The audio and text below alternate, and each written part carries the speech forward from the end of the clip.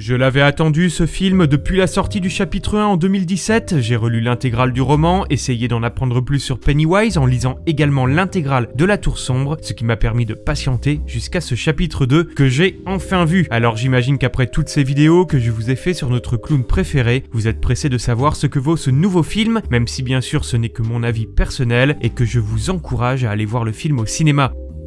Bienvenue à tous dans cette nouvelle séance de minuit.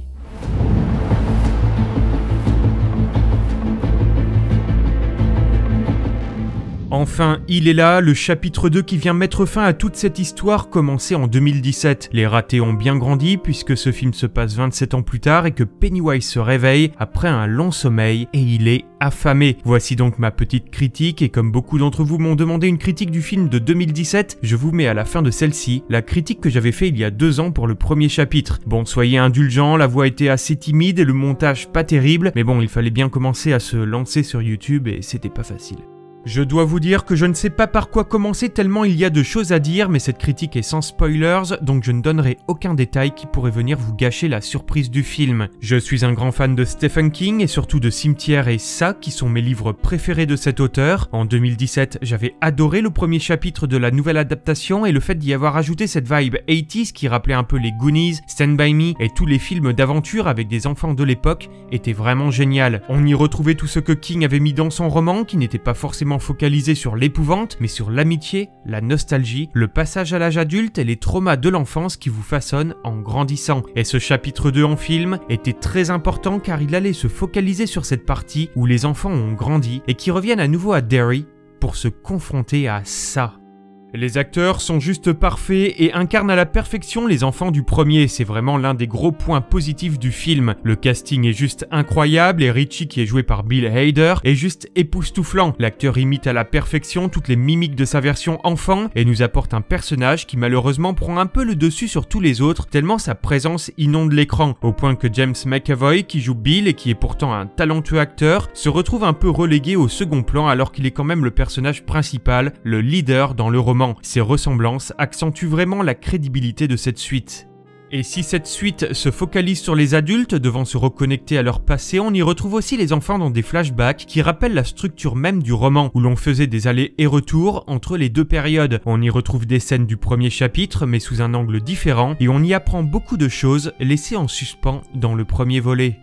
Bill Skarsgård est à nouveau sous les traits du clown et j'ai l'impression qu'il a eu carte blanche pour incarner son personnage dans ce chapitre 2, amenant son interprétation à un niveau bien plus supérieur à celui du premier. Malheureusement, on le voit bien trop peu dans ce film, ce n'est pas forcément une mauvaise chose, ce qui permet de créer un plus grand impact à chaque apparition, mais les fans du clown seront peut-être un peu déçus car la plupart du temps on ne le voit que quand il prend la forme de créatures terrifiantes venues pour tourmenter les ratés. Et en parlant de créatures, préparez-vous car c'est aussi le point fort du film, car même si vous avez vu Mrs. Kirch, la vieille dame dans le trailer, vous n'êtes pas prêts pour ce qui arrive dans cette scène.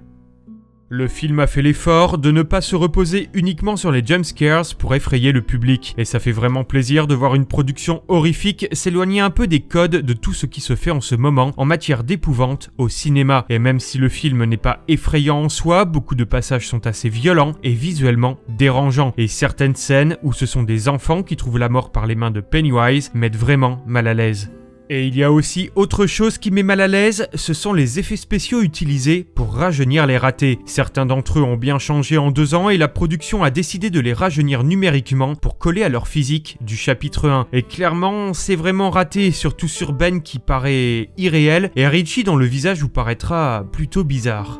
Pour les fans du roman, préparez-vous à être plutôt déçus quant aux explications sur l'origine cosmique de ça. Elles sont bien loin de ce que Stephen King nous avait décrit dans son histoire. Et le passage du trailer qui m'avait clairement hypé, c'était celui où l'on voit possiblement Robert Gray semblant être sous l'emprise de Pennywise, qui dans le film n'apporte absolument rien à la mythologie du clown. Et je dois vous avouer que cela m'a beaucoup déçu car je pensais justement qu'à défaut de ne pas reprendre à 100% les explications de King, ils allaient créer leur propre histoire. Mais non. Et rien de vraiment poussé à ce sujet. Mais après être sorti du cinéma, je me suis demandé si au final ce n'était pas la meilleure chose à faire. Garder ses origines de clown un peu obscures n'était-il pas le meilleur moyen de garder ce personnage intéressant, nous permettant de créer nos propres théories et de faire jouer nos imaginations, rendant du coup ce personnage encore plus flou et effrayant.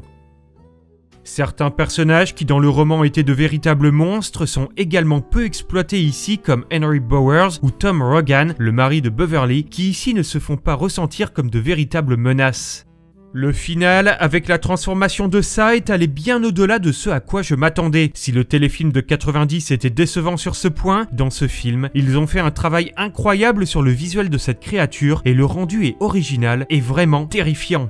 Si on ne cherche pas à le comparer au roman, ce film tient vraiment la route et est vraiment la suite parfaite du chapitre 1. Les va-et-vient entre enfants et adultes est je trouve parfaitement dosé. Le film n'est pas tourné à 100% vers l'horreur, mais plus vers la relation entre les personnages et la psychologie de ceux-ci, capturant parfaitement l'esprit du roman dont l'horreur n'était qu'un prétexte pour aborder les thèmes des traumatismes de l'enfance. Alors oui, je vous le dis, j'ai adoré Ça chapitre 2. Si je m'attendais à beaucoup plus sur certains points, je ne suis au final absolument pas déçu. Il reprend les grandes lignes de l'histoire originale, modifiant et éliminant certains passages. On peut imaginer qu'il est également très difficile d'adapter ce roman de plus de 1400 pages à l'écran sans faire de concessions, tellement ce dernier est complexe et qu'il serait impossible de retranscrire tous les tenants et aboutissants de celui-ci dans un film, même séparé en 2 chapitres. Ce chapitre 2 reprend toute la tonalité du premier, et en regroupant les deux, on obtient un film impressionnant qui a su capturer l'essence du roman, une fresque horrifique et psychologique assez unique, comme on aimerait en voir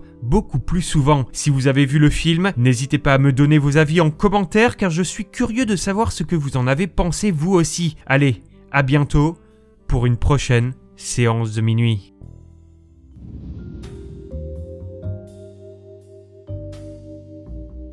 Ça, le clown iconique de toute une génération, ressort des égouts après une longue période d'hibernation. 27 ans se sont écoulés depuis le téléfilm et on pouvait s'attendre au pire.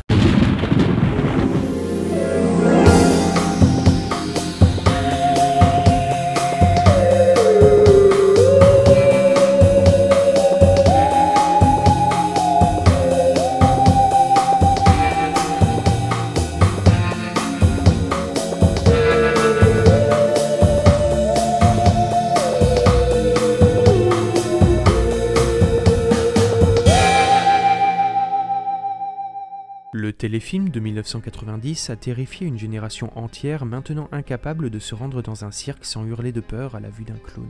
Hélas, cette très bonne adaptation a perdu de sa superbe avec le temps et elle n'effraie actuellement plus personne. C'est donc à Andrés Muschietti, réalisateur du très bon Mama, que l'on doit cette nouvelle adaptation.